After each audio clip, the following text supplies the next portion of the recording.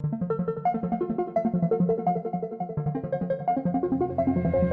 you were to zoom in, phase out, move in, focus on this human whose cells magnify as you fly through them and see atoms looming. But you keep shooting past protons, bosons, quarks, till even a part of a particle's too big, then boom! And enter the intrusion as you hit the resolution of the universe, the strands of its fabric, the tiniest fragment, the Planck length. Past that, gravity becomes fallacy. Try contrasting that with the galaxies, and to grasp the huge magnitude of the universe, it's unimaginable. But let's try anyway. If that insane length was $1 bill, then to reach the wavelength of the smallest particles, quarks that are so fundamental they don't have an inherent size, would be the current price you'd gain if you sold Mount Everest made out of gold. That is insane. If you apply the Midas touch to my mind, it'd be quite enough to buy a car to drive, and with the gluons and 3 quarks combined make a large hadron. Those guys collide a proton, and to magnify to that size would turn that Midas mountain into a diamond.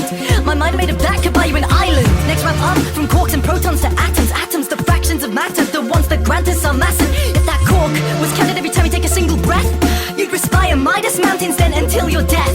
Yeah, and if that life was compressed into one lot compare, then as we climb up the rest of these atomic stairs, then we pass DNA. When we get to my red streak and the size of our cells, we'd equate to every hair on my head. Say, sometimes you make me feel so small, can't comprehend your size, yet I'm a child in your eyes. we took my head of hair that a cell represents lifetimes of Midas Everest breaths, and then you would stretch it out to the skyline again and again. You'd find you'd circle round the earth 10 times before you meet me and you, right here, the reach of a human, a meter or two. And if we were to choose one song to represent those horizons, an MP3 on our device then to reach the size of the earth, compared to like our size, that's a terabyte hard drive filled with our files. It seems immense, and if we compress that collection to one word to represent our world, then stealing coefficients from the planet to the solar system would let me reread the whole of Deathly Hallows. Awesome. And then to travel between stars as we take to the skies would be 10 times every word you'll ever say in your life. And as an analogy of the expanse of galaxies up in space, 10 times the total of every word in every book ever made. And to move up to the scale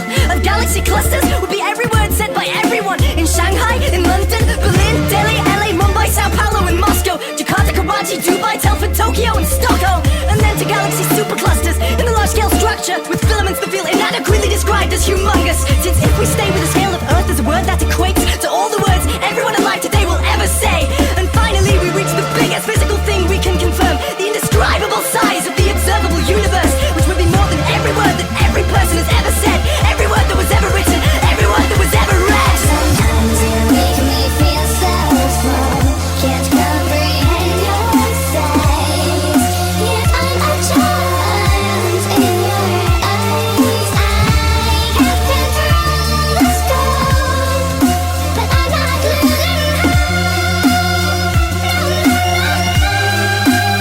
To summarize, every word that every person has ever said in their life, where each word implies enough MP3s to fill a terabyte hard drive, where each song is 10 times the number of drives to the horizon that it'd take to ride around the world each time you set eyes on one, where each horizon is a head of hairs, and every hair there is the length of a lifetime, and each breath in that life is the price of Mount Everest made entirely by Midas, and that finally describes it. Oh, and it's increasing in size, so each time you listen to the song again, it'd be even more difficult to comprehend.